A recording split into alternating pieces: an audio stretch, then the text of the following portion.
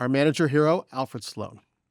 Rides in on his boring, slow, but safe horse in the early 20s, becomes president of GM in 1923. All these companies have their own bookkeeping systems. They're all doing their own thing. It's hard even to compare, like, is Cadillac making more money? Is Chevy doing better?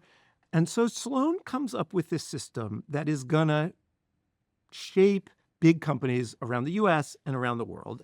And again, it's one of those ideas that seems obvious to us now because it's ubiquitous, but it wasn't obvious at the time. And that is this. Sloan makes each car brand, Chevy, Cadillac, Oldsmobile, its own division with its own profit and loss line. It's responsible for its own P&L. And then he creates this small team of senior executives at GM who don't have day-to-day operating responsibility and whose job is to think big. Yes, to keep track of the finances, but maybe more importantly, to think about GM's long-term strategy, which sounds extremely boring and manager, but it is extremely effective. It works. And they start teaching this in schools. This is the rise of the manager class. I want to point to 3 key moves. It's very Sloan of that you. GM makes around this time. Yes, gentlemen, I've prepared for you this presentation. Okay, 3 key moves Sloan makes at GM around this time. Move number 1. Maybe you have one of those big pointers. Quick. This is actually Sloan's language here, this headline for this one. A car for every purse and purpose. Beautiful. Comes from the 1924 annual report. And the idea is GM is going to clearly differentiate its divisions so that, 1, they're not competing with each other. And 2, more interestingly, if you are a car buyer, whatever you need, however much you want to pay, there is a clear GM brand for you. If you want a cheap car, buy Chevy. If you want something sporty and moderately priced, Pontiac. If you're like a middle-class dad looking for a family car, I'm listening. Oldsmobile. Or if you get a promotion, upgrade to a Buick. Oh, Mr. Smith, I see you're doing well. Yeah, congratulations. If you've really made it, join the country club. You know what it is. You buy a Cadillac. You buy a Cadillac. I wouldn't know personally, but I admire those who do. A car for every purse and purpose, for every wallet and want. Move number 1. The boardroom's taking notes. They're looking. Next slide. Move number 2. Keep the customer dissatisfied, gentlemen. What?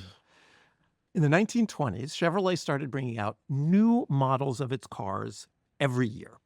And within a few years, this had spread to all of GM. So every brand is bringing out a new model every year. And to be clear, it's not like they were re-engineering the car on the inside every year. This always confused me. It really did when I was a kid. And even to this day, like, why would you care about the difference between a 1988 and a 1989 model of a car?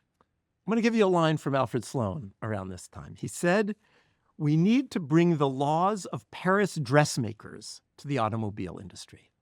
It's fashion." This is such an insight. These cars are very expensive. And they could have treated these cars like buying a house. You buy a house, you fix it up, but you don't change your house every year, every 3 years. Instead, what an insight that this is something that is essentially disposable. Yeah, so there is this key line from Charles Kettering, the head of research at GM around the time. He was the one who had this phrase, keep the customer dissatisfied. He wrote, "If everyone were satisfied, no one would buy the new thing because no one would want it." Around the boardroom table, there is a murmur and a stroking of beards. Move number 3, buy now, pay later. Oh, this guy's inventing America. This one actually really is. This one actually, we got to credit to Billy Durant. This one started when Durant was running the company. GM created its own finance arm, GMAC Financing, the General Motors Acceptance Corporation, because then as now, most people don't have enough money, in their bank account to just go buy a car. You might be able to get a bank loan. You might not. And GMAC meant that somebody without enough money in the bank could walk in off the street, get a loan at the dealership, and drive off in a brand new car.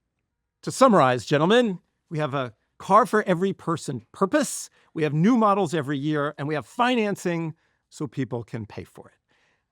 And if you zoom out and think about the 1920s, Yeah, it's coming at the perfect time because people have money. People are obsessed with fashion. This is the rise of America. We're post-war. Everyone wants to spend. it's kind of making it happen, right? It is coming at the right time, and it is creating this consumerist, debt-driven 1920s culture that we know. Because we also have the radio at this point and advertising and selling these things. So if you think of Ford, he's anti-fashion, anti-new car every year. And he was also anti-finance.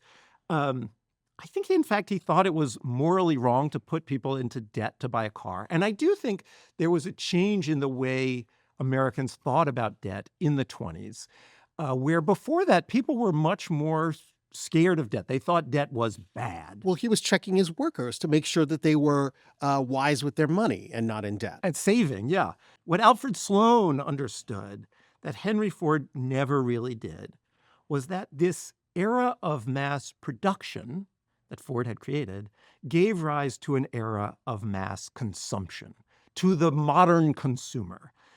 And so Sloan and GM did what great companies do. They saw this change in the world, and then they pulled that change forward to their own benefit. GM pushed Americans to become a nation of consumers, and they capitalized on that consumerism, which is why GM, and not Ford, was the biggest car maker in the world for the rest of the 20th century. Boom!